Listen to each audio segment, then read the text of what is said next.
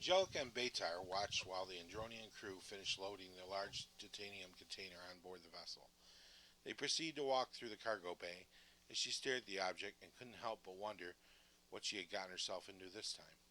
It seemed odd to having a crew that could read her every thought. It was enough Beitar had psychoanalyzed her thoughts already. Although she came to know him well, she still felt uncomfortable with his unique abilities. Now she faced a whole new crew of Andronians, but she didn't have to feel all alone. At least the company of her android Seely helped her retain her sanity. In respect to his malfunctioned limbs, the Andronians kept their promise, restoring them to even better condition than they were before. She missed Captain Walker, too, despite his arrogant disposition, wondering where he was at that moment, and hoped he found his way back through space and time to find his lore again.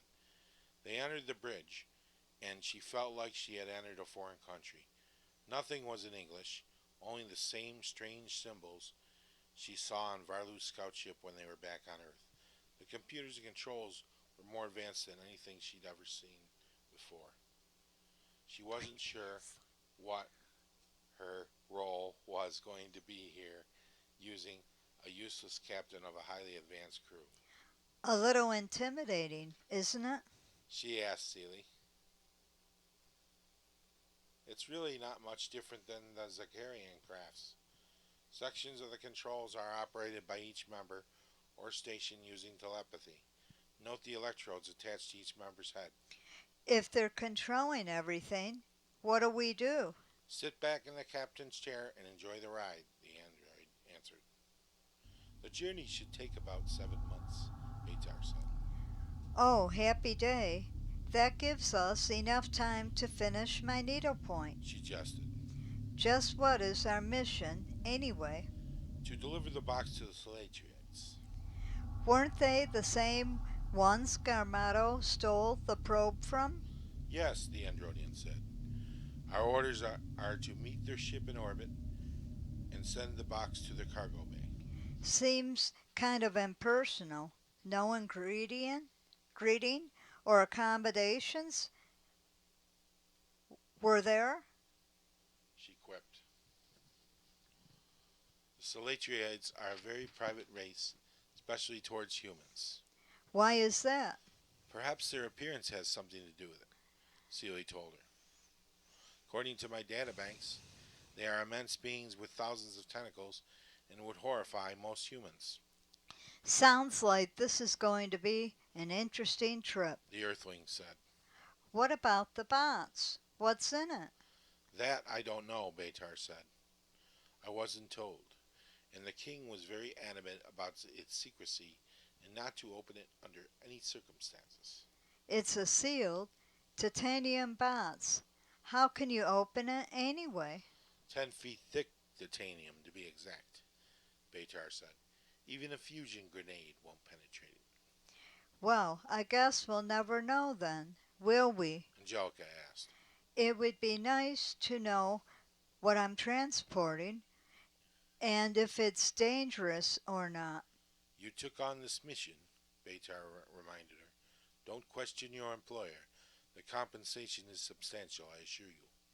What does the Andronian government consider payment? Well, the ship you're sitting in, for one. Then, of course, there's the monetary payment of your choice, depending on where you plan to go on afterwards. A limited number of planets or outposts with humans in this galaxy. Where would I go? Perhaps Centros, Seely said. My memory banks determine it is the planet most likely the way Earth once was. Do you think they'd want an archaic scientist like me? Archaic. Why not? Several planets can use your expertise as a scientist. Zaloria, for one. That is, if it continues to exist. The Andronian government has informed me that since the war has broken out between the Zalorians and Zakarians, ambassadors and scientists are in high demand. For another suicide mission? No thanks. I'd prefer Centros, if you don't mind. The mile high, mile wide ship left the atmosphere, heading out at warp 3. The Celatriates were at least 15 light years away, and even at that speed it would be a long journey. As they departed the Andronian system, Baatar thought to himself what a shame it was they had to destroy Varlu's advanced ship. He never quite figured out how his fleet was able to travel at such magnificent speeds, or how the time traveled teleportation displacement worked. His brother was a brilliant scientist, and he learned to envy him. It seemed a shame that he committed himself to such a destructive path. It made him wonder if perhaps Varlu had other agents waiting in the wings to thaw him out and set him free. The fact he hadn't lived on Aldron for very long made him apprehensive of the security of their prison. He knew other prisons Varlu had been in didn't hold him very long, and he always had a way of manipulating those around him, even with a triaculite. His uncertainty about the situation was Captain Jeff Walker's primary concern when he left as well, just as nervous as Baatar about leaving him on Aldron, even though he was in cryostasis. He felt he should have killed him when he had the chance, but for Baatar, the fact that Varlu was his brother made it very difficult to make such a hasty decision. Indeed, Varlu haunted his nights, as he still received thought transmissions even though they left the world, and even with him being in cryostasis apparatus. They were distant and faint, but still there, even though they were just simple thoughts, surrounded by emotions of fear, cold, and uncertainty. Angelica tried to keep her thoughts simple while she sat awkwardly in the captain's chair. She didn't want the whole crew to know about her personal life, her feeling towards Tom and Jeff, or about the life she left on Earth.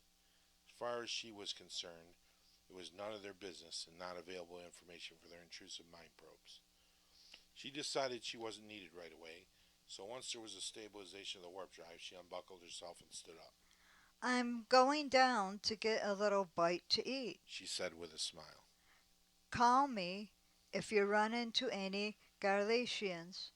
The Greys looked at each other in bewilderment, for they knew Garlatians hadn't achieved space travel yet, but they didn't get her joke. Do you wish me to accompany you, Miss Avery? Celia asked. No, I'll be fine. I need some time alone, if you don't mind. Of course, the android said.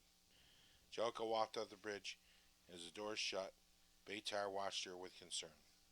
She walked down the hallway until she found the mess hall, a 30 by 30 feet room with 3 small 6 feet tables in the center to accommodate the 4-foot tall Andronian crew. She grabbed a couple apples and headed out the door, looking down the hallway to where the cargo bay entrance doors were. She wanted to get a better look at the black box, so her curiosity got the better of her, and she entered the cargo bay. She surmised that whatever was inside had something to do with Varlu, but what could be so dangerous it had to be locked inside a titanium box? She pressed the door controls and entered the cargo bay, the box right in the center between the 2 scout ships. When she approached the object, she felt a strange vibration course throughout her body. The tingling made her slightly numb until she touched the box. As she pressed her right hand against it, she could sense something probing her mind moving around inside. Without warning, the object moved by itself about a foot to the left, leaving her to wonder how something inside could move such a heavy object, and realizing this wasn't ordinary cargo. She turned away to leave, and the door slid shut in front of her, setting off an alarm and causing a red light to turn on and off in the darkness. A loud buzzing sound permeated through the bay, forcing her to cover her ears. It was a full 10 minutes before the alarm finally stopped. The doors opened, and Baatar entered the room. She approached him with a distrust she hadn't seen in him before. What the hell is going on? Whatever is in that box is alive. How about being honest with me and tell me what we're carrying? I'm in the dark as much as you are, he said. They told me nothing about cargo. Whatever it is, as long as it stays in the box, it will be fine. It's probably one of those hybrid creatures Varlu created. I'm under orders not to discuss it, and you shouldn't either, Betar said. They may be watching, What do you mean? Angelica asked. Are you telling me the ship's bugged? I'm not familiar with that term, but if you mean are we under surveillance, the answer is yes. Now I'm sure the Royal Council will overlook this little indiscretion of yours, as long as it doesn't happen again. You can't ask me to let this go without questioning it. She said. You can and you will. Captain, unless you want to be relieved of your command, I can arrange to have you dropped off at the nearest human colony, if that is what you wish. She said, reconsidering. They are paying me to deliver it, so I'll deliver it. But I won't be any part to experimentation on it, whatever it is. Our job is just to deliver it, not investigate it or research it. What are these Celetriads going to do with the thing anyway? That isn't our concern. Well, if they're going to use it for unscrupulous purposes, it doesn't make them any better than Varlu, does it? From what they tell me about them, they are a benevolent, peaceful race. It is more likely they will make sure whatever is will be well detained. What do you mean? From what they tell you about them, you're delivering a possibly dangerous organism to a race that your people know very little about. Are you going to deliver the box or not? I'll deliver it. I'll deliver it. She said with great reluctance. Then I want to be as far away from the thing as I can possibly can. Then that can be arranged, he said as they walked into the hallway. Betar turned towards her once he knew they were no longer under their watchful eye. Listen, Captain, if it's any consolation, they didn't tell me either, and my mind isn't powerful enough to read anyone from the councils. That thing was probing my mind, She said. and I didn't sense it was an Andronian human or any other known life form that I know about. So what do you think it was? That's what I'd like to know. I've seen that look on you before, Captain. Please don't do anything that will jeopardize the mission or that will get either of us sent to the cryostasis for punishment. Don't worry, you can trust me. Why do I sense otherwise from your mind? I thought you promised not to do that anymore. Sorry, but this is a matter of interstellar security and not a laughing matter. To me, it's just a job, and once it's done, I want nothing to do with the Andronian government, you or Varlu. I'm sorry you feel that way, he said. I thought we were friends. Friends don't hide things from each other. Jeff knew that, at least. Look, I'm sorry you didn't come, but he had other plans and the council felt it was best if he wasn't involved in this mission. What you're really saying is that they wanted him as far away from Varlu as they could possibly get him. Perhaps there are spies within the government that you're unaware of, just waiting to related their minds before he can do it again. She insisted. Not while in cryostasis. What makes you so sure? He turned away at this statement, trying to ignore her determined quest for answers. He contacted you, hasn't he? He lowered his head in concern. Yes, he has. I don't know how, but he has. How did you know? Maybe some of that telepathy has rubbed off on me. She said. Let's just hope I'm wrong. I would hate to go through this whole wormhole time travel thing all over again.